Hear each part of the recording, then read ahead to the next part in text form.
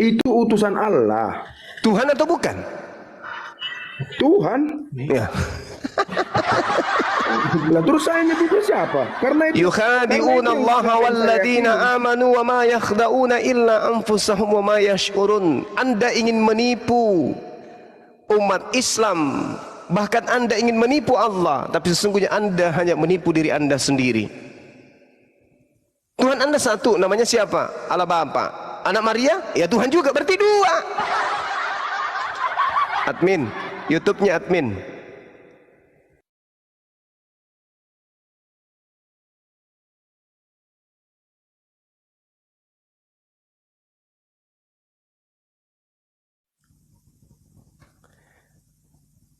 Gimana?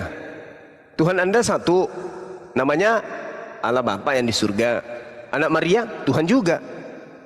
Berarti dua. Ini gimana ceritanya Anda mengatakan satu tapi dua? Anda makan dua, bayarnya satu. Tertawakan orang kita. loh Pak, kan saya yang saya jawab yang ada di dalam pengetahuan saya, yang ada di dalam jati diri saya. Itu yang saya jawab. Iya, tapi apakah ketika Anda mengatakan Tuhan Anda satu, tapi ternyata dua, apakah Anda tidak malu mengakuinya? Tuhan Oke, saya satu. Jadi saya tanya balik, menurut Bapak Tuhan itu ada berapa? Satu. Siapa? Allah. Tuhan orang Buddha itu siapa? Mana saya tahu Tuhannya dia siapa? Jadi menurut Bapak orang Buddha itu tujuannya bukan hanya itu agama itu didirikan untuk memasuk ke surga, nggak satu tujuan gitu maksudnya? Ya, Apakah masing-masing agama itu punya tempat kembali. Tetapi di antara banyak agama di atas muka bumi ini, hanya ada satu pengajaran yang berasal dari Tuhan yang benar, yaitu agama Salam.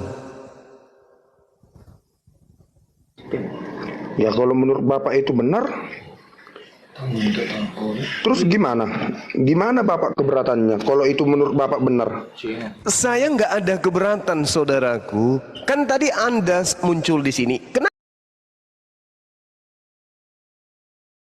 ada diskusi-diskusi kayak begini ada? Ya, saya punya kewajiban dan juga punya hak untuk menjawab itu kan. Maka saya jawab, agama Kristen dari sejak penjajahan Belanda, Portugis itu mengajarkan agar pribumi mengikuti ajaran agamanya. Kan begitu.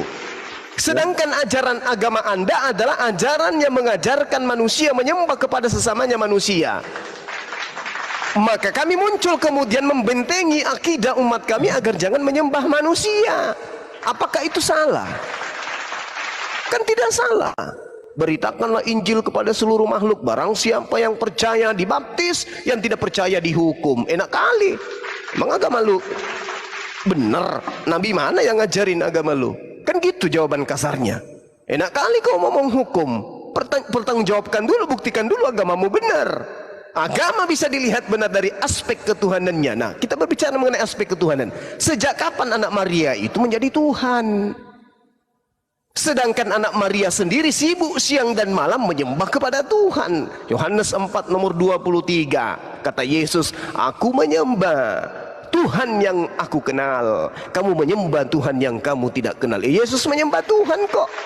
Kenapa dituhankan? Maka kami muncul kemudian untuk membentengi akidah umat Islam agar jangan mau kemudian diajak menyembah kepada Tuhan yang bertuhan. Gak salah kan Bang?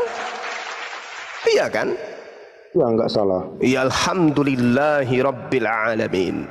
Salaman kita kalau gitu. Lanjut. Mau saya tanya balik Pak, apakah ada datanya bahwa umat Kristiani untuk mengajak pribumi semua hanya untuk masuk ke umat Kristiani? Ya kan ini beritanya, ini kitab saudara sendiri, Markus 16 nomor 15.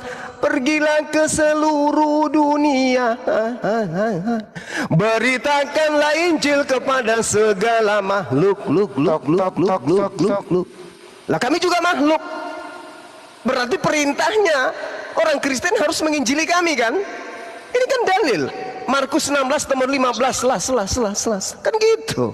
Jadi Anda silakan penginjilan, kami juga akan membentengi akidah umat kami. Sama-sama kita. Kenapa pakai eho cuma las? Itu kan tidak ada kopi Bang Handi. Gitu saudaraku ya. Saudara Mora, jadi Anda sudah mengatakan tidak ada yang salah. Emang nggak ada salah. Silakan Anda beritakan Injil. Ayo Injilin saya. Bang Suma, ya tidak ada keselamatan tanpa menyembah Yesus. Minta dalilnya dong Paman. Nggak ada dalil. Lalu apa dasarnya menyembah Yesus tidak ada dalilnya? Hanya karena ikut-ikutan? Oh nggak bisa. Keselamatan itu harus dicari berdasarkan dengan pewahyuan. Seperti itu saudaraku. Morah rah. Lanjut. Silahkan kan. Kenapa mulai ngelek ya? Terpental saya. Sama Pak De, sabar. Silakan saudara, silakan. Ya halo, dengar suara Iya, dengar. Itu kan Bapak sendiri tadi yang membilang bahwa di dalam kitab Injil kami beritakanlah semua Injil kepada semua umat makhluk hidup. Terus? Berarti menurut pandangan Bapak di situ kami hanya memberitakan untuk orang Bapak biar supaya masuk ke Kristen gitu. Kan dalilnya barang siapa yang percaya dibaptis, yang tidak percaya dihukum. Enak kali. Gimana mungkin kami mau percaya? Lawang ajaran kayak begitu nggak ada nabi yang ngajarkan sembah manusia. Itu ajaran nabi mana?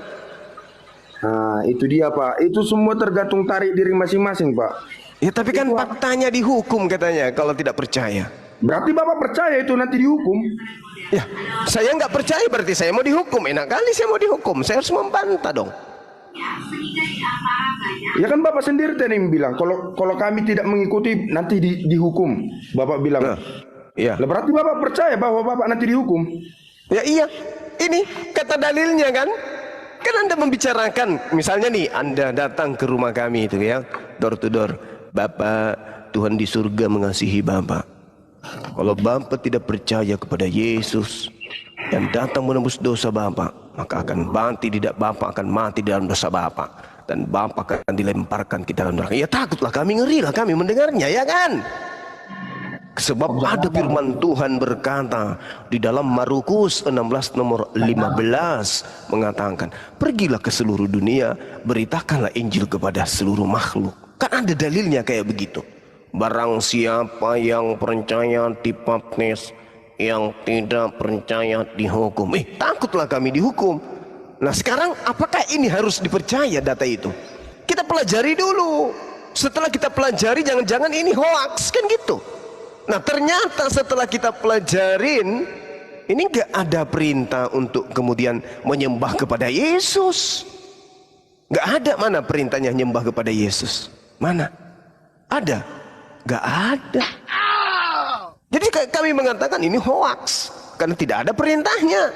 Sementara di dalam Matius 17 nomor 5 jelas dikatakan bahwa inilah anakku yang kukasih, kepadanya aku berkenan, dengarkanlah dia. Mana? Saya ingin dengar dari mulut Yesus. Mana coba? Pasang kuping saya nih. Wahai manusia, sembahlah aku saja, jangan yang lain. Mana? Gak ada. Nah, sementara teman-teman Kristen menyembah Yesus. Mana perintahnya?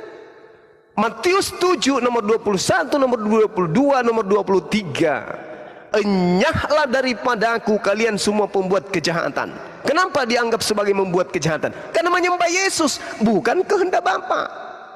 Kalian menyembah aku bukan atas kehendak Bapa. Oh tidak Yesus, kami menyembahmu karena kehendak Bapa. Mana dalilnya? Sembahlah anakku, mana dalilnya? Kan tidak ada. Dia cuma mengatakan dengarkanlah dia, dengarkanlah anakku Yesus. Ya sudah, mari kita dengarkan Yesus. Apa yang saya katakan?